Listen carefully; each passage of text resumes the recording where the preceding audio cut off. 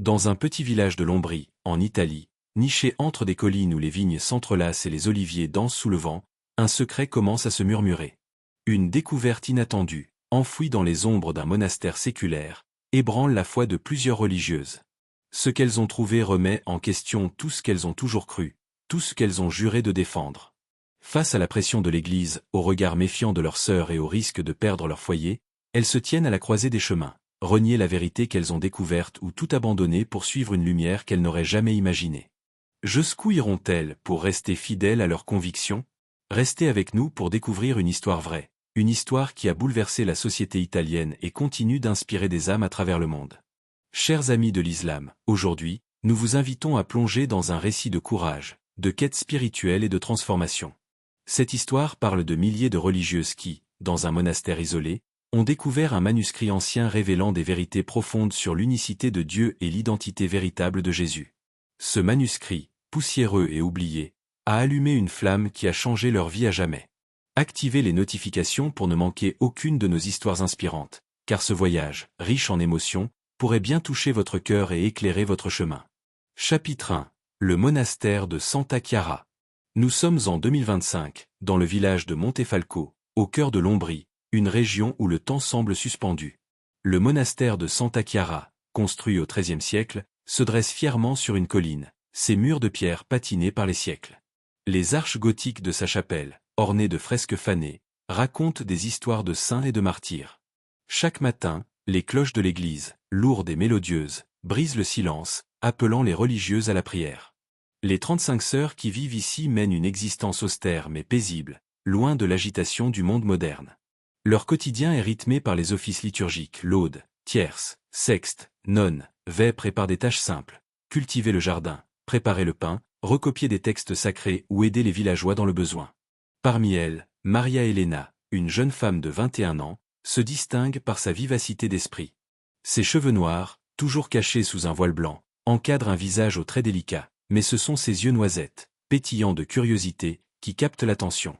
Maria est arrivée au monastère à l'âge de 16 ans, fuyant un passé marqué par la perte de ses parents dans un accident de voiture. Le monastère est devenu son refuge, un lieu où elle a trouvé une famille, mais aussi un espace où ses questions sur la foi et le sens de la vie n'ont cessé de croître. Lors des discussions théologiques dans la salle commune, Maria pose des questions audacieuses, parfois dérangeantes, cherchant à comprendre les mystères de la Trinité ou la nature de Dieu. Ses sœurs, amusées par son enthousiasme, la surnomment la petite philosophe. Mais derrière son sourire amical, Maria porte un vide intérieur, une sensation diffuse qu'elle ne parvient pas à expliquer. Elle prie avec ferveur, s'agenouillant dans la chapelle aux heures prescrites, mais une question la hante. Pourquoi, malgré sa dévotion, sent-elle que quelque chose manque? Ce vide, comme une ombre douce mais persistante, l'accompagne dans ses méditations, dans ses promenades solitaires dans le jardin, sous les vieux oliviers où elle aime s'asseoir pour contempler les collines. Chapitre 2. Une découverte dans la poussière.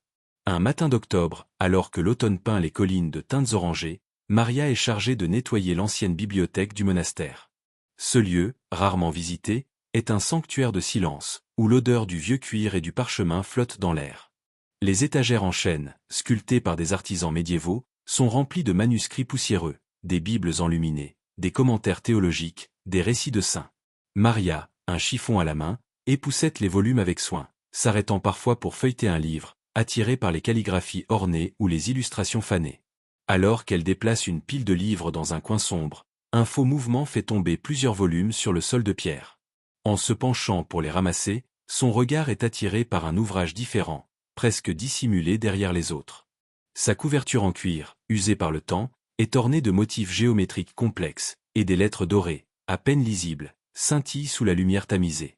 Intriguée, Maria essuie la poussière et lit le titre, à moitié effacé, Astérisque Liber Veritatis Astérisque. Le cœur battant, elle ouvre le livre, et les pages, fragiles et jaunies, dégagent une odeur d'ancienneté. L'écriture, une calligraphie élégante mêlant arabe ancien et latin médiéval, est à la fois étrangère et fascinante. Maria s'assoit sur le sol froid, oubliant sa tâche. Les premières lignes, bien qu'en partie incompréhensibles, parlent d'un Dieu unique, sans associé ni partenaire, et d'un messager porteur d'une vérité universelle. Des symboles étranges, des croissants, des étoiles, des motifs floraux ornent les marges, comme s'ils cachaient un message codé. Bien que Maria ne comprenne pas la langue, Elle sent que ce livre est différent, qu'il renferme un secret d'une importance capitale. Poussée par une curiosité ardente, elle décide de l'emporter dans sa chambre, cachant le manuscrit sous son habit pour éviter les regards indiscrets. Chapitre 3. Les nuits de lecture. Ce soir-là, après les vêpres, Maria s'enferme dans sa cellule, une petite pièce austère avec un lit étroit, une chaise et une table en bois. À la lueur d'une chandelle, elle ouvre le manuscrit, ses doigts tremblant légèrement. Les pages, fragiles sous ses mains, semblent murmurer une histoire oubliée. L'écriture, bien que difficile à déchiffrer, contient des passages en latin qu'elle parvient à traduire approximativement. Le texte parle de l'unicité absolue de Dieu, le concept de astérisque Tawhid astérisque et d'un prophète nommé Mohammed, décrit comme le « sceau des prophètes ». Maria lit et relit ces mots, son cœur battant plus fort à chaque phrase. Maria, murmurant à elle-même, « Tawhid, l'unicité de Dieu. Comment cela peut-il être si simple et si profond à la fois ?» Le manuscrit contredit les enseignements qu'elle a reçus sur la Trinité, le Père, le Fils et le Saint-Esprit. Il affirme que Dieu est un, sans partenaire, et que Jésus, bien qu'un prophète honoré, n'est pas divin. Ces idées, à la fois nouvelles et troublantes, résonnent en elle comme une réponse au vide qu'elle ressent depuis des années. Mais elles soulèvent aussi une peur. Si quelqu'un découvrait ce livre, que lui arriverait-il? Le monastère, régi par des règles strictes, ne tolère pas les écarts de doctrine. Malgré le risque, Maria ne peut s'arrêter. Chaque nuit, après les prières, elle lit en secret, recopiant les passages les plus marquants dans un carnet. Elle traduit laborieusement, s'aidant d'un vieux dictionnaire latin-arabe trouvé dans la bibliothèque. Les mots du manuscrit, bien qu'anciens, semblent parler directement à son âme. Ils décrivent une foi simple mais puissante, centrée sur la soumission à un Dieu unique et la compassion envers l'humanité. Maria sent qu'elle est au bord d'une révélation, mais elle sait aussi qu'elle marche sur un fil fragile. Chapitre 4. Un passé révélé.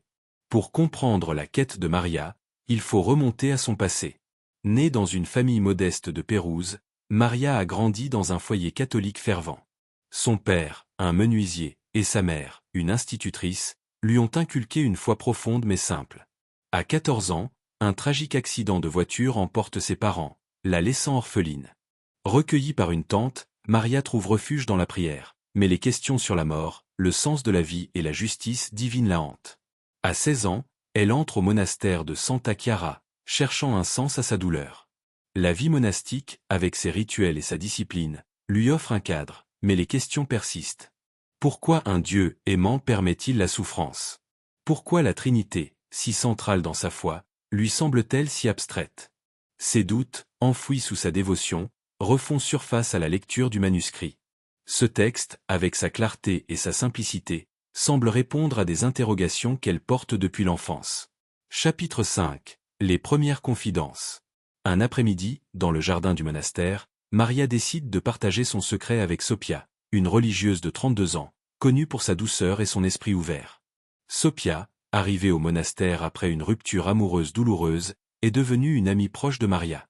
Sous l'ombre d'un chêne centenaire, Maria choisit ses mots avec soin. Maria, hésitante, Sophia, as-tu déjà ressenti un vide?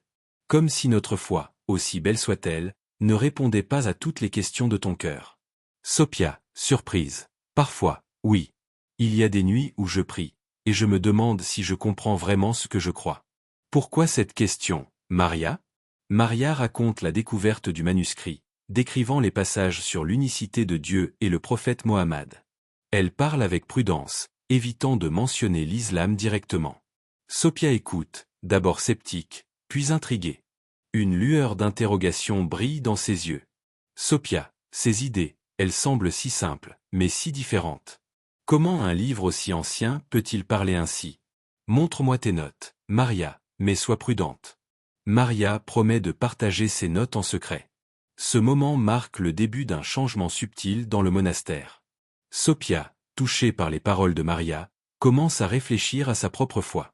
Elle lit les passages recopiés, et bien qu'elle ne comprenne pas tout, elle ressent une étrange paix. Chapitre 6. Une quête plus profonde. Encouragée par l'ouverture de Sophia, Maria décide d'approfondir ses recherches. Elle contacte en secret un libraire de Pérouse, un vieil homme discret qui accepte de lui envoyer des livres sur l'islam et le Coran. Les colis arrivent dans des enveloppes anonymes, que Maria cache sous son lit. Chaque nuit, à la lueur d'une bougie, elle lit avec avidité, des traductions du Coran, des récits de la vie du prophète Mohammed, des commentaires sur les hadiths. Les enseignements de l'islam, la miséricorde divine, la justice, l'égalité entre les hommes la bouleversent. Un passage du Coran, en particulier, la touche profondément. Dit, il est Allah, unique. Allah, le refuge. Il n'a jamais engendré, n'a pas été engendré. Et nul n'est égal à lui. Surat Al-Ikhlas. Ces mots, si simples, résonnent comme une réponse à ses doutes sur la Trinité. Maria commence à prier différemment, levant les mains en supplication, comme elle l'a lu dans un livre sur la Salah. Mais cette quête est risquée. Le monastère est un monde fermé, où chaque geste est scruté. Maria dissimule ses livres avec soin, cachant ses notes dans une boîte en bois sous son lit. Elle sait que si elle est découverte, elle risque l'expulsion, voire des accusations d'hérésie. Pourtant, son désir de vérité l'emporte sur sa peur. Elle commence à partager ses découvertes avec d'autres religieuses ouvertes d'esprit. Anna, une novice de 19 ans, curieuse et pleine d'énergie, et Clara, une femme de 50 ans connue pour sa sagesse et son calme. Chapitre 7. La conversion de Maria. Après des mois de lecture et de réflexion, Maria prend une décision qui changera sa vie. Un matin froid de janvier, elle quitte le monastère à l'aube, prétextant une course pour des fournitures. Dans sa poche, un morceau de papier avec l'adresse d'une mosquée à Pérouse, trouvé grâce à des recherches discrètes sur un vieil ordinateur du monastère. Le cœur battant, elle entre dans la mosquée, un bâtiment modeste mais accueillant, orné de tapis colorés et de calligraphie dorée. L'imam, un homme d'une 50aine d'années nommé Hassan, l'accueille avec un sourire chaleureux. Maria, nerveuse, j'ai trouvé un manuscrit ancien dans notre monastère. Il parle d'un Dieu unique, d'un prophète nommé Mohammed. J'ai lu le Coran, et je sens que mon cœur a trouvé une vérité. Mais je suis perdu, que dois-je faire? Imam Hassan, doucement. Allah guide ceux qui cherchent avec sincérité. Raconte-moi ton chemin, ma fille. Maria partage son histoire, la découverte du manuscrit, ses nuits de lecture, ses doutes et sa quête intérieure. L'imam écoute avec patience, puis explique les bases de l'islam, les 5 piliers, la croyance en l'unicité de Dieu, la mission de Mohammed. Ses paroles sont simples mais puissantes, et Maria sent une paix qu'elle n'a jamais connue. Ce jour-là, dans la mosquée, elle prononce la shahada, les larmes roulant sur ses joues. Maria, voix tremblante, Ashhadu en la ilaha illallah, wa ashhadu anna Mohammadan Rasulallah. Un sentiment de libération envahit son cœur. Le poids du doute disparaît, remplacé par une lumière intérieure. L'imam lui remet un petit Coran et un guide sur la prière, promettant de l'accompagner dans son apprentissage. Maria retourne au monastère, désormais musulmane, mais consciente qu'elle doit cacher sa foi pour l'instant. Chapitre 8. Semer les graines de la vérité. De retour au monastère, Maria reprend ses tâches quotidiennes, balayer la cour, arroser le jardin, aider à la cuisine, mais son cœur est transformé. Elle observe ses sœurs avec un nouveau regard, cherchant celle qui pourrait être ouverte à la vérité qu'elle a trouvée. Elle commence à partager son cheminement avec prudence, abordant des sujets spirituels sans révéler immédiatement sa conversion. Un soir, elle s'assoit avec Anna dans la bibliothèque, sous prétexte de trier des livres. Maria, Anna, as-tu déjà pensé à ce que signifie vraiment croire en un Dieu unique, sans associé ni partenaire? Anna, curieuse, que veux-tu dire? N'est-ce pas ce que nous faisons ici? Maria explique doucement les concepts du tawhid, de la justice divine et de la compassion, sans mentionner l'islam directement. Elle parle d'un texte ancien qu'elle a trouvé, partageant des idées qui intriguent Anna. Bientôt, Anna commence à poser des questions, demandant à voir les notes de Maria. Clara, de son côté, est plus réservée. Un après-midi, alors qu'elles travaillent ensemble dans le jardin, Maria aborde le sujet. Maria, Clara, toi qui as toujours cherché la sagesse, as-tu déjà ressenti que notre foi pourrait être incomplète? Clara, songeuse, il y a des moments où je me demande si nous comprenons vraiment Dieu.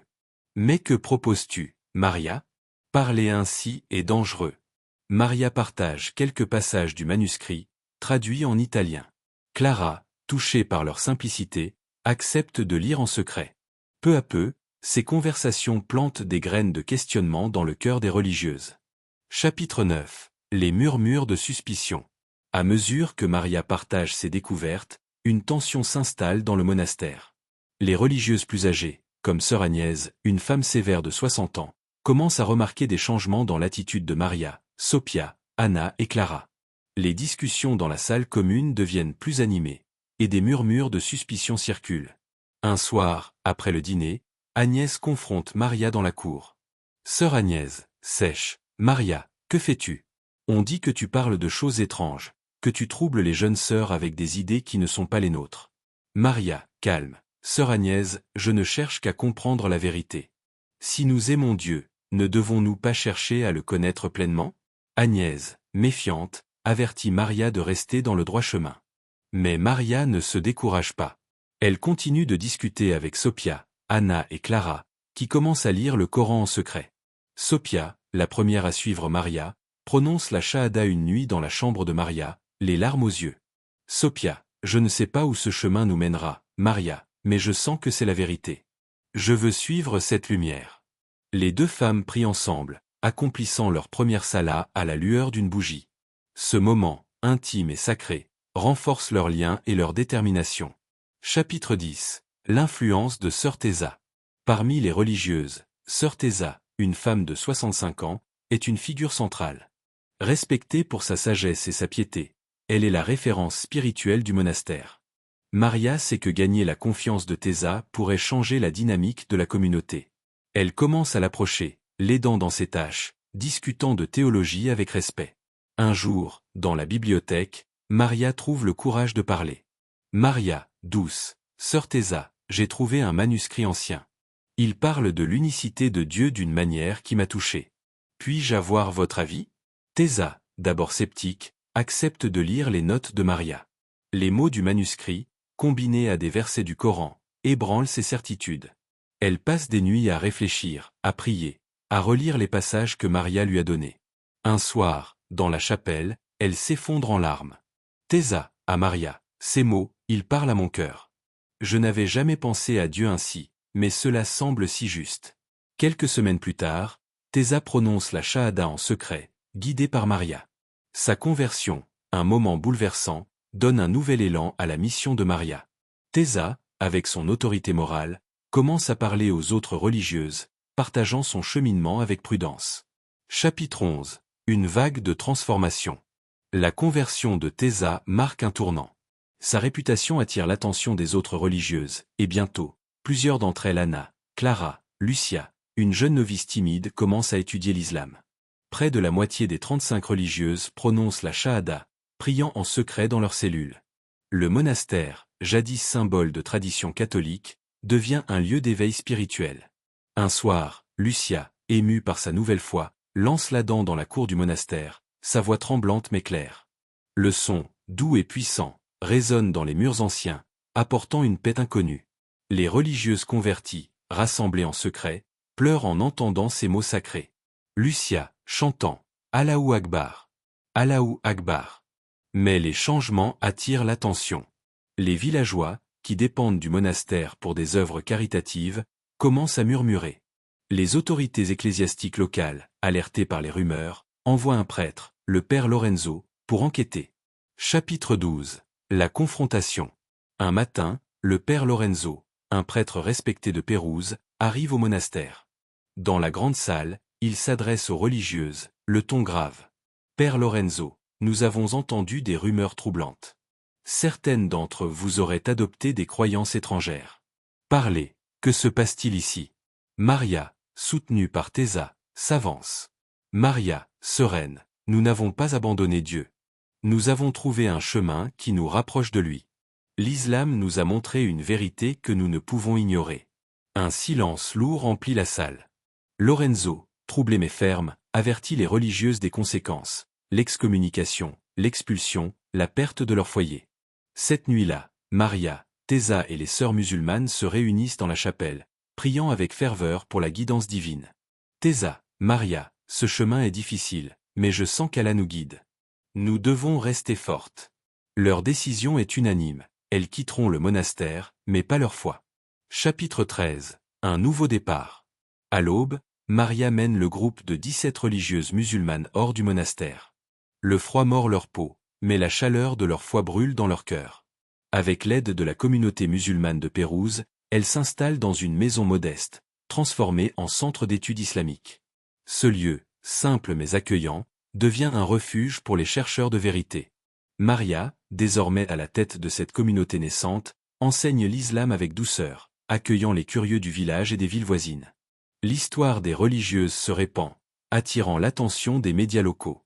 Certains villageois, touchés par leur courage, viennent poser des questions. Villageois, Maria, pourquoi tout quitter pour cette fois? Maria, souriante, la vérité ne se force pas. Elle s'offre, comme une lumière qui attend d'être vue. Chapitre 14. Une lumière sans frontières. L'histoire de Maria et des sœurs musulmanes se propage à travers l'Italie, inspirant des milliers de personnes. Malgré les pressions de l'Église et les critiques des conservateurs, Maria reste un symbole de courage et de sincérité. Le centre d'études devient un phare spirituel, accueillant des âmes de tous horizons catholiques, athées, musulmans curieux de découvrir leur foi. Maria, la foi n'est pas une chaîne, mais une lumière. Si nous cherchons avec un cœur sincère, Allah nous guidera toujours. Des années plus tard, le centre s'agrandit, devenant une école islamique reconnue. Maria, désormais dans la trentaine, voyage à travers l'Italie, partageant son histoire. Elle écrit un livre, Astérisque la lumière d'un manuscrit astérisque, qui inspire des milliers de lecteurs. Le monastère de Santa Chiara, bien que toujours catholique, devient un lieu de dialogue interreligieux, où chrétiens et musulmans se rencontrent pour discuter de foi et de vérité. L'histoire de Maria Elena et des sœurs musulmanes est une preuve éclatante que la vérité, comme l'eau vive, trouve toujours son chemin. Leur courage, leur patience et leur sincérité ont transformé un monastère isolé en un symbole d'espoir. Que leur exemple nous inspire à chercher la vérité avec détermination, à vivre avec amour et à être des porteurs de lumière partout où nous allons. Maria, chaque âme qui trouve la paix est une victoire. Chaque cœur qui s'ouvre à la vérité est un miracle. Merci d'avoir suivi cette histoire. Que le courage de Maria et de ses sœurs nous guide vers la lumière d'Allah. Assalamu alaikum wa rahmatullahi wa barakatuh.